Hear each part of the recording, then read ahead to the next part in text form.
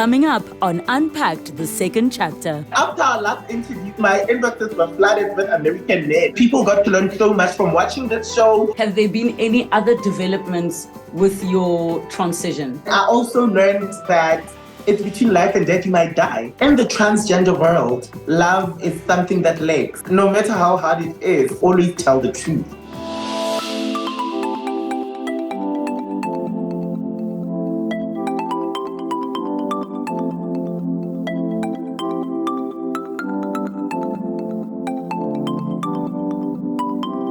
When Tholang Motsumi came to Unpacked, she came to share the story how she was born in the wrong body, a concept that many are still unable to process and digest.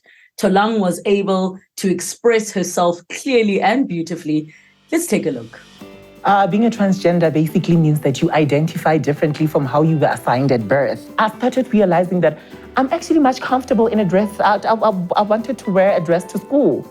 People would swear at me, go different directions, and I'd be left with the pain, and I'm a kid. What were you exuding that people could see on the outside that they had an issue with? That I was a boy, and I like other boys. At what point did you feel not in the body that you should be in? At 5, I'm a woman. But why should this genitalia still be mine? Why should it be attached to me? Why should it be here? You had your first erection, you're a kid. Was it a horrifying experience? Was it traumatizing? I felt annoyed. Like, I don't belong in anything that has to do with male. So what are the other features and changes that you noticed in your body? I started getting soft, sweetie, these legs, the feet. You know, I used to have veins. They are no longer there. The face started to get softer and more feminine. I started to look pretty altogether. Tholang, welcome back to Unpacked. This is now the second chapter. It's so good to have you with us. Hey, Renee, how are you? I am good. And I'm so excited to talk to you because it's been 2 years. So how are you today? I'm fine. Has it been 2 years? It's been 2 years. Time really moves fast when you're having fun. Yes, it does. So you say you are well, you're doing good. Condensed. I'm doing fine. I'm doing well. And after our last interview, I got inboxes. My inboxes were flooded with American men. I didn't know that they watched your show. Wait, your inbox was flooded with American men asking you out on dates? No, they liked me, and some of them offered me a place to stay back in the US. I can't wait. But you know I'm proudly South African, right? You know I'm proudly South African. Yes, I love this country, so I'll be staying here. So I'm wondering, Tholang, what made you agree to come to the show? I love the first time because I knew that this show was going to be educational. Obviously, we were going to be talking about transgenderism, how I live. I knew that was going to be educational to people that are going to watch it. And, you know, my thoughts actually came true because people got to learn so much from watching this show and learning so much about transgender people. And I actually, for the fact that I actually urged and motivated some transgender people that were not out to actually be proud of what they are. So I have to ask, you know, you were one of our early episodes in season 1. And when the interview came out, you know, people were really angry at some of the questions that I asked you. So I want us to just have a moment together because you and I, you know, we spoke off air about it because my biggest concern was your well-being following the feedback that people were sharing. But maybe you can share some of your thoughts first before we delve into the conversation. Yeah, because I'm a free-spirited person that is comfortable in her own skin, I do not see anything wrong in you asking. It would have been a story differently told if you were judging, but you were not judging, you asked. So at me answering you, I really found nothing wrong. There was really nothing wrong. Did you see anything wrong? No, no, no. And I think I think because of the show where it was, and people not yet understanding what the show is, that we're gonna ask tough questions, not to say you must ask people of this on the street that you don't know, but to say we're creating a space that's safe for a Relebogile to ask a Tholang, when you say this, what do you mean? When you do this, what do you mean? So we all have a better understanding, especially in the interests of a transgender community, but also that the person I was asking the questions of, I had their consent prior to ask those questions. Me as a reality TV star, as a transgender reality TV star, I feel like it's going to be in my best interest that I teach people about transgender people and be open about everything in order for them to learn. Because if I keep omitting things, if I say I want to hide something, some people are not going to understand, the concept transgender. And therefore, to make people accept transgender people as human beings, we have to educate them and we have to be free and open, and that's my belief.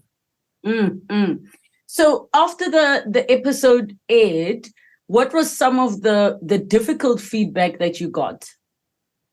One of the most difficult feedbacks that I've gotten, I think, was on social media, when I really did not know the difference between sexuality and identity, because obviously I was young 2 years back then.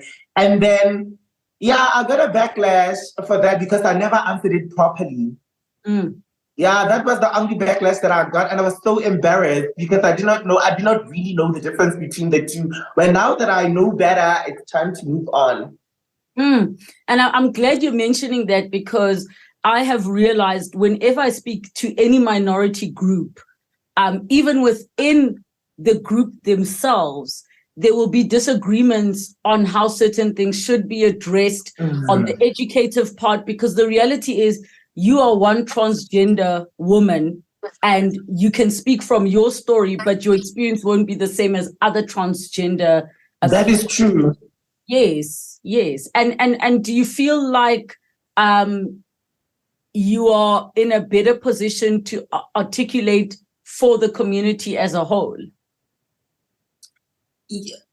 I can't really say that.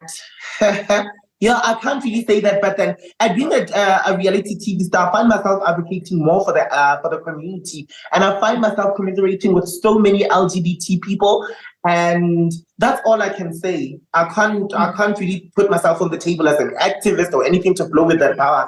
I can only be a reality TV star that's gonna put my life on the table so that the world can see my life. Yes. I just hope that I inspire many people. And look, I definitely think you have. There are many people who didn't just love that you were being yourself, but they absolutely loved your energy for just advocating for who you are and what you believe in. Really, that's sweet. So let's talk about the reality star part. Are you still on the reality show? Because it seems the new season of the show, you're not featured in it. Yes, I'm not featured on this season. Reason being, I was not casted for the 4th season. I had an altercation with one of the, I can't say producers, I don't know what she is. We had a verbal altercation and things turned really sour for me. And I never got a chance to advocate for myself, to tell my story. So they do not cast me for this season. And it's fine. I'm on something else now. So tell us what the new thing you're on is.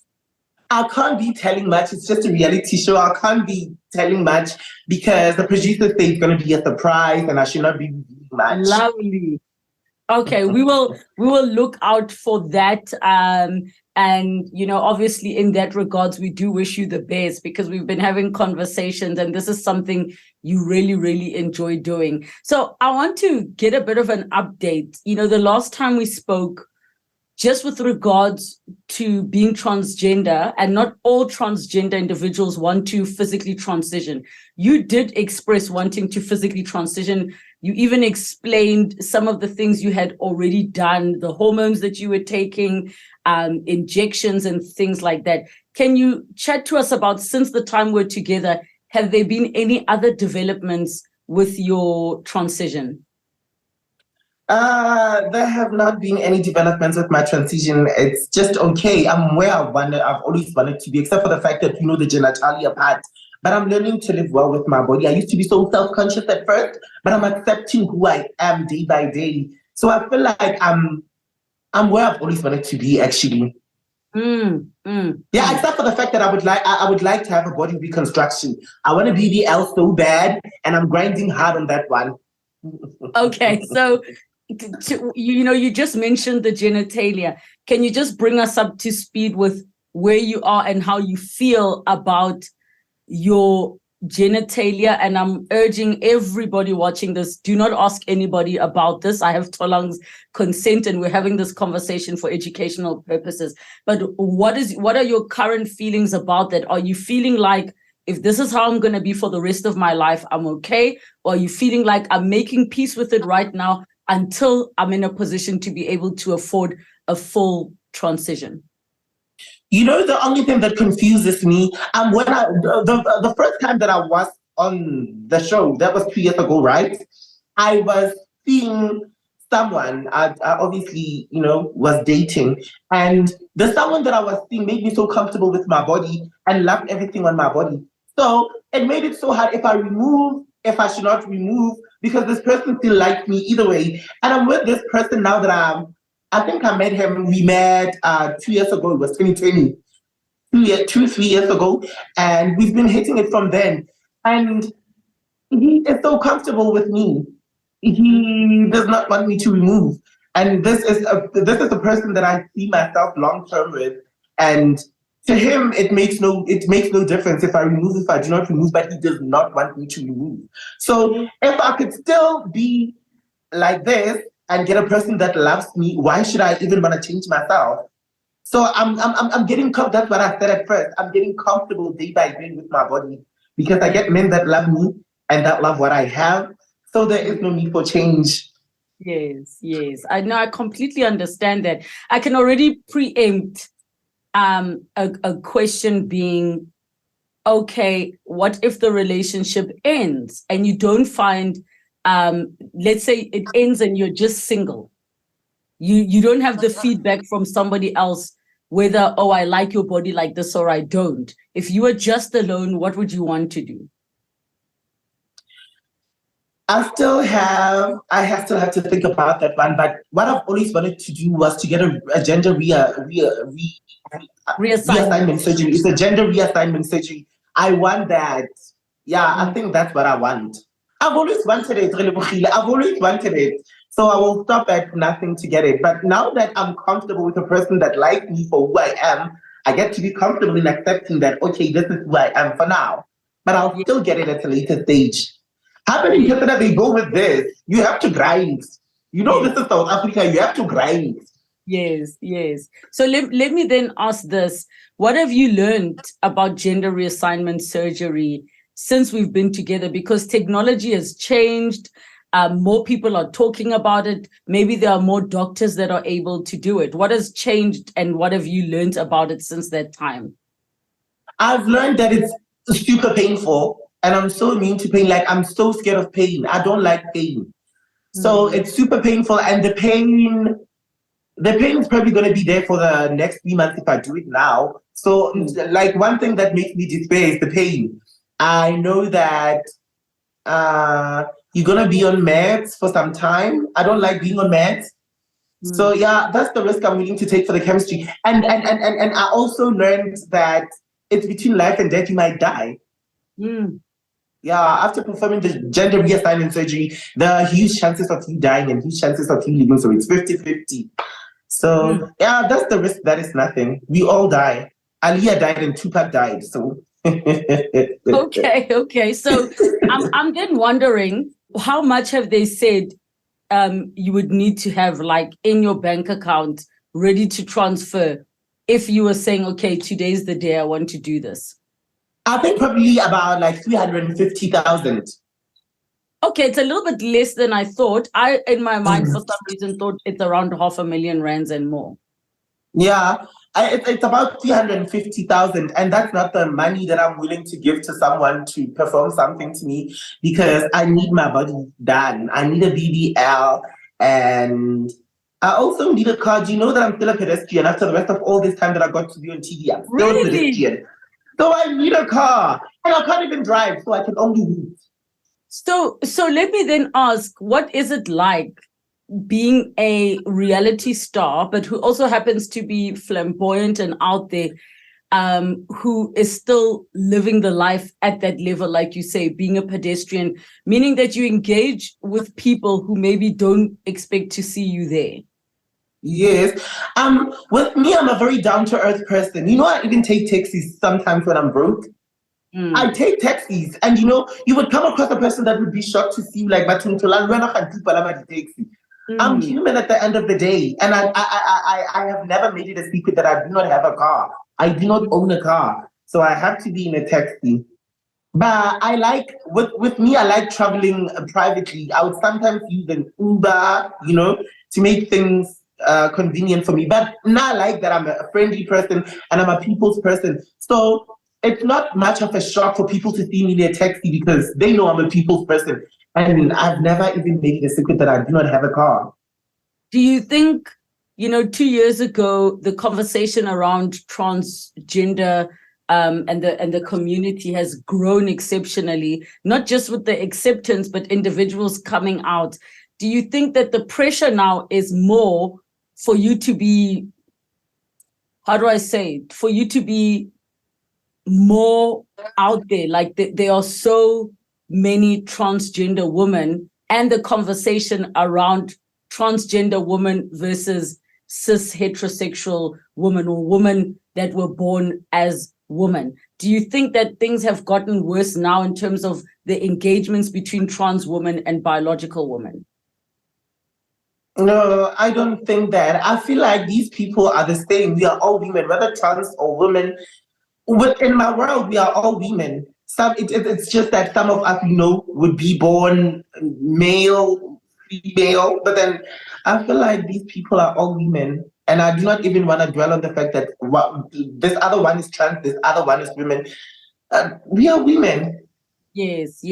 Remember, I don't know if you remember, but in our conversation the first time we were together, I was asking you around, if we are all women, why do you need to specify that you are trans? And you shared because you want people to know your story. You're not just a complete story. Do you still feel the same way? Yeah, I feel like trans is biology. And me telling you that I'm a woman, the trans part is biology. And I mentioned that initially, that biology just dictated otherwise. But otherwise, I'm a woman. And when now you engage with your family and people that are close to you, are those that were not in agreement with your life or were not accepting of your life, are they now on board, or they're still in the same place? With my uncles, I have this one uncle whose head is just so hard, can't accept me for who I am. But I care just a little because I've accepted myself and I've accepted my gender. And with a person like me, she never fails. So everyone is just liberal. Everyone is happy. At people seeing you on TV, they know how serious you are with your journey. So pretty much most people have accepted the fact that I'm a transgender. Not that I wanted the acceptance anyway. They have accepted. And I have now guys that were claiming to be straight that are coming on me. That's the best part. I see that. The fruit of accepting your journey, the fruit of knowing your journey and accepting it. Okay, so there are some comments and questions from the viewers on YouTube. So after the clip about how you can have sex with a man without him knowing of your gender, we got this comment from @Mrs. X2596.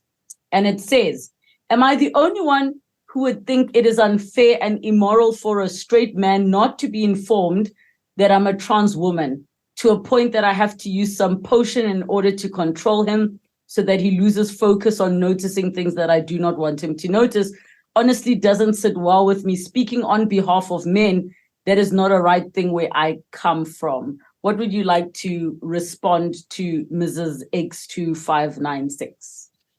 Uh, the fact that we, as transgender women, would have sex with men without them knowing who we really are was because we were afraid of rejection. And it was a bad thing. It was a bad idea. It was not supposed to have happened. I do not condone it myself, which is practically why I'm free and open-minded now and open to telling who I am and telling my story. So what would you say to the trans women that do still feel the need to, create a situation where the man they are with doesn't see or doesn't know what's going on? It's all on how much you want to be with a person and because transgender women, in the transgender world, love is something that lags. You never get love because you come across a man that sexualizes you, you come across a man that sees you as a fetish. So it's very difficult to find love. Now I did it because of love. I would have love for someone, and because I was so afraid of rejection, that's how I omitted my sexuality and who I really am. It's something that's going to be ongoing, whether we say what about it. There's the transgender that's always doing it, and it's all in the name of we are afraid of rejection. And I mean, I would even add to that, not in any way to justify giving potions or anything like that, but I would add that rejection in your world is not the same as rejection in a heterosexual world. You could get killed. And I think sometimes we need to reiterate that reality. Yeah, sometimes, these men get overly livid. Yeah, and uncovering who you were and that you've been omitting the truth from him all along.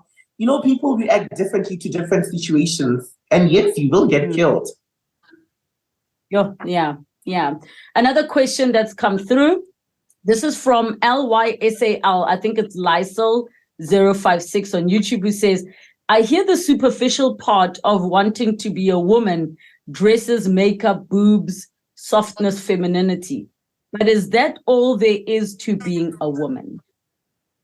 I can't really say it's all that there is to being a woman, but there is a woman inside. Like I told you on that initial episode that I was in, there is a woman inside, and I can't describe, how it's like in the inside. I just know that I'm a woman. And the superficial part, obviously, it comes with being a woman. In my world, you have to look good. Yeah, as a woman, you have to. Women are lookers. Women are the jewels of the world. That's how I describe a woman in my world. So, yeah, I think they come with they come with the territory. Okay, then another comment at Palisa Rose Lehodi 5334 says, please write a book, Tholang. I'll be on that. I'll be on that pretty soon. But if I write a book, I want to make a lot of money out of it. And I hear viewers now, they no longer want to read. There aren't as many readers as there used to be at first. So that sort of like makes me despair a little. But I'm thinking about a book. I think it's a definite consideration if it's something you are up for. Now, in closing, what would you like to share with all of the viewers?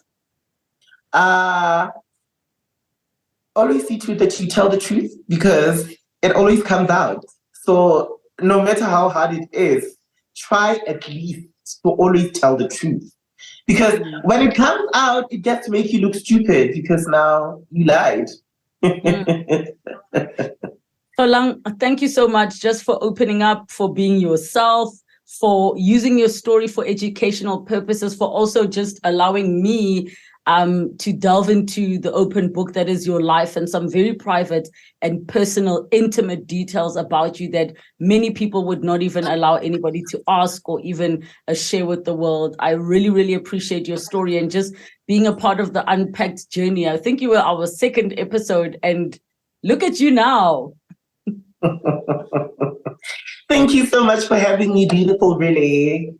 We will put all of the details of where you can find Tholang down below in the comments. Any questions or thoughts that you have, or maybe something that you've learned that is new, let us know as well in the comments. But more importantly, if you feel like you need help you need support, we have put the details and they will come through at the end of this episode. Keep in mind that there is a community out there that is able to welcome you with open arms, a new family that you can have, especially if your own family has rejected you for you being who you are. And we will continue as Unpacked to support the LGBTQIA plus community and be an ally for everybody's lives, because everybody needs to be equal and everybody needs to feel safe. Until next time, we'll see you again on Unpacked, the second chapter. Next time on Unpacked, the second chapter. If you want to heal from something, you need to start talking about it. But do you think there was a way you could have kept doing what you're doing without getting caught? I definitely needed to change. I'm entering into a place or a movement that understands the importance of Ubuntu, the importance of forgiveness, the importance of giving others second chances.